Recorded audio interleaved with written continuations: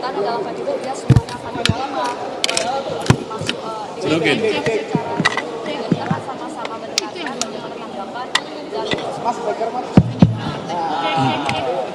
Ya, baik rekan-rekan wartawan semua, pagi ini alhamdulillah kita semua sudah hadir di Mahkamah Konstitusi dan sebentar lagi sidang akan dimulai.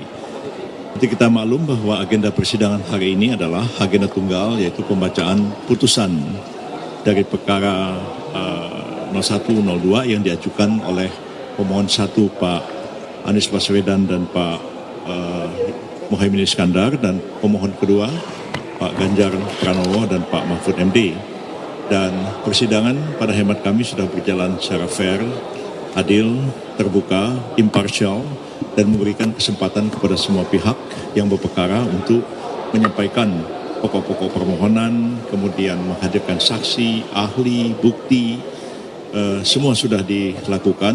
Dan pada tanggal 16 April yang lalu, para pihak juga diberikan kesempatan untuk menyampaikan kesimpulan dari perkara ini, dan kesimpulan itu sudah disampaikan kepada Mahkamah Konstitusi. Dan sejak tanggal 16 itu para hakim mengadakan rapat permusyawaratan hakim untuk mengambil keputusan. Dan hari ini kita sama-sama hadir di Mahkamah Konstitusi untuk mendengarkan seperti apa putusan Mahkamah Konstitusi atas kedua perkara permohonan sengketa atau permohonan perselisihan hasil pemilihan umum Presiden dan Wakil Presiden 2024 ini. Dan ini merupakan satu momentum bersejarah bagi kita semua. Masyarakat menyaksikan secara terbuka melalui televisi, menyaksikan seperti apa jalannya persidangan, dan saya kira masing-masing sudah memberikan penilaian seperti apa permohonan ini disampaikan, dan sidang berjalan secara tertib, aman, dan walaupun kadang-kadang ada ketegangan di dalam, tapi tetap damai. Walaupun di luaran banyak sekali pemberitaan-pemberitaan dan media sosial yang serang sana, serang sini, ya termasuk kami para advokat dan saya sebagai ketua tim juga diserang habis-habisan, ya dikata-katain, difitnah segala macam begitu. Berita-beritanya bagus-bagus semua alhamdulillah, tapi komentar-komentarnya seperti kita ketahui memang sulit untuk dikendalikan, sehingga serangan-serangan terhadap pribadi, keluarga, dan lain-lain itu agak luar biasa. Tapi kami menanggapi semuanya dengan tenang, karena kami beranggapan bahwa mungkin mereka tidak bisa lagi membantah secara argumentatif apa yang kami kemukakan di persidangan.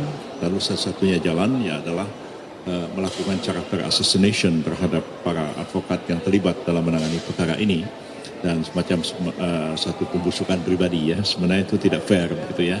Kalau mau berdebat aja di sidang gitu, atau berdebat aja di forum, tapi jangan dicaci maki pribadi orang yang nggak ada kaitannya dengan pokok perkara. Saya kira itu pengalihan perhatian saja. Tapi kami tetap tenang dan tabah menghadapi semua ini. Kan dari ada 8 sama mengatakan bahwa keputusan dari MK sebagai momentum untuk memperbaiki nama MK, sehingga harus mengajukan gugatan yang mengakhiri. Kalau dari kubu 02 seperti apa tanggapan terkait dengan analisis itu? Memperbaiki nama itu tidak usah harus membenarkan yang salah dan menyalahkan yang benar, ya. Mahkamah Konstitusi itu tetap saja harus mengambil keputusan sesuai dengan fakta-fakta persidangan dan hukum yang berlaku. Ya, jangan terus ada yang dikorbankan. Saya pernah mengalami dulu pada waktu Hendarman Supanji jadi Jaksa Agung, tiba-tiba saya sama Profesor Romli Atmasasmita dijadikan tersangka. Nah, Profesor Natabaya waktu itu dimintai keterangan, beliau bertanya, ada apa ini? Ini Pak, ini Kejaksaan Agung sedang terpuruk, ya, karena kasus itu kasus ini. Kalau Profesor Yusril dan Profesor Romli, satu ahli hukum tata negara, satu ahli pidana, ditersangkakan, Kejaksaan Agung naik lagi. Saya kira nggak benar cara-cara penegakan hukum seperti itu, makanya saya melawan pada waktu itu. Jadi jangan karena Mahkamah Konstitusi menghadapi masalah, mungkin citranya, quote and quote, agak menurun gara-gara putusan 90 yang meloloskan Pak Gibran, atas supaya memulihkan Mahkamah Konstitusi, pokoknya ini pihak harus dimenangkan. Saya kira tidak seperti itu. Mahkamah tetap harus bekerja di relnya sesuai dengan konstitusi dan peraturan perundang-undangan yang berlaku. Jangan karena ingin menaikkan citra Mahkamah lantas dikabulkan permohonan yang tidak benar. Saya kira tetap aja pada rel yang sesungguhnya. Pak Yusril, dari fakta-fakta persidangan, apakah nanti hakim lebih banyak yang menerima atau menolak gugatan kami berkeyakinan berdasarkan fakta-fakta persidangan yang terungkap, ya, baik permohonan yang disampaikan, jawaban dan tanggapan dari termohon, pihak terkait, Bawaslu, dan kemudian dari saksi-saksi yang dihadirkan, ahli yang dihadirkan, pihak yang dimintai keterangan seperti Bawaslu dan para menteri yang dihadirkan, sama sekali tidak memberikan arah kemenangan atau arah untuk dikabulkan kepada para pemohon. Ya. Jadi sebenarnya kita itu kan tidak mengenal pembuktian terbalik. Ya. Siapa yang menuduh, dia yang harus buktikan. Jangan seperti Pak Jokowi dituduh ijazahnya palsu, terus Pak Jokowinya di Batak Pengadilan, ini loh ijazah saya asli.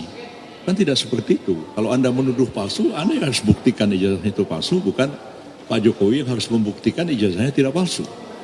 Jadi, kalau para pemohon itu mengatakan dalam positanya bahwa pemilu Presiden 2024 itu penuh kecurangan, penuh manipulasi, penuh penipuan, penuh kejahatan, ya Anda buktikan di persidangan. Kami tunggu, mana buktinya?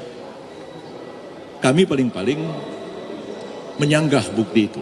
Jadi indirect kita menggunakan semacam pembuktian terbalik juga. Tapi mereka yang harus membuktikan. Nah, misalnya mereka mengatakan bahwa Sirekap adalah alat kejahatan pemilu. Sirekap itu manipulasi perolehan suara. Silakan mereka buktikan, ya. Mereka hadirkan satu saksi, satu ahli. Dan kita dengarkan apakah saksi dan ahli ini bisa membuktikan bahwa Sirekap itu adalah alat manipulasi perolehan suara dalam Pilpres.